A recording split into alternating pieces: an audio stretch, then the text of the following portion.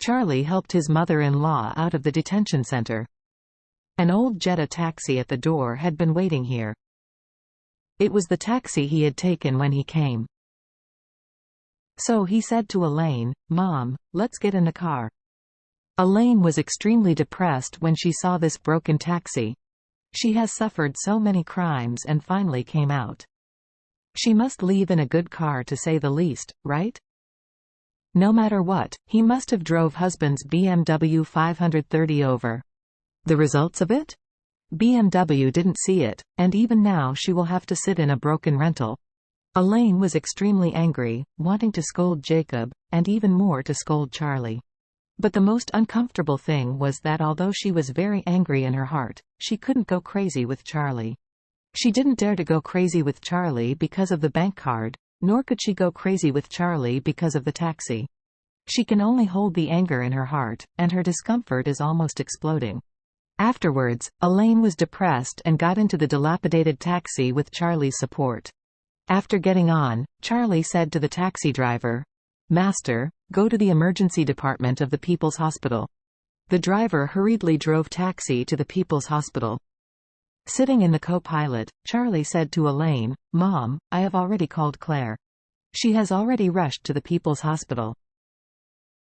Elaine snorted bitterly, then turned her face out of the window angrily, and said in a strange way, "It's really useless to have a son-in-law like you. You will only cause me trouble." Charlie deliberately asked, "Mom, what do you mean by this? When did I cause you trouble again?" Elaine glared at him through the rearview mirror, and said coldly, "Don't ask. Think about it for yourself. I won't say anything if you ask." Elaine has been warned by the police many times, and now she doesn't dare to be mad at Charlie directly, and can only use this obscure way to get angry. Charlie naturally knew what he thought of this wonderful mother-in-law, so he deliberately said, "Excuse me, I really can't think of what trouble I caused you." Elaine's chest was up and down with anger, and the words that yelled at Charlie several times had reached her lips, but in the end she could only endure it. The feeling was like a throat hook. So she could not think about it for a while, forced herself to bring the topic to Jacob, and asked, "Who did your dad have a party with? When did he go?" Charlie said, "He went in the morning, but I don't know who is there, because I didn't ask him." Charlie knew very well that if his mother-in-law knew that his father-in-law had gone to a party with his first love and the classmates, she would be so angry that the taxi would be smashed. So he simply pretended to be stupid and asked her to ask the old master directly at that time, but he didn't want to wade in the muddy water between the two of them. Elaine was very angry and cursed, "Didn't they just get together some time ago? Why did they get together again? It seems that during the 2 days I was in the detention center, his life is very chic." After speaking, Elaine immediately took out her mobile phone and called Jacob. At this moment, Jacob was in the Brilliant Club, having fun with Mei-Ching and a group of old classmates. And Jacob himself was in a good mood, because no one of his old classmates, including Xie Wenru, dared to mock him anymore. Looking at Charlie's face, "Boy, you personally served Jacob and his classmates.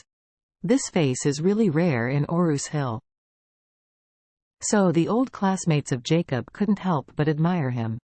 Everyone had a hearty lunch in the clubhouse, because everyone was still in the mood, so Mei-Ching asked for a box in the Brilliant Clubhouse, and everyone started singing.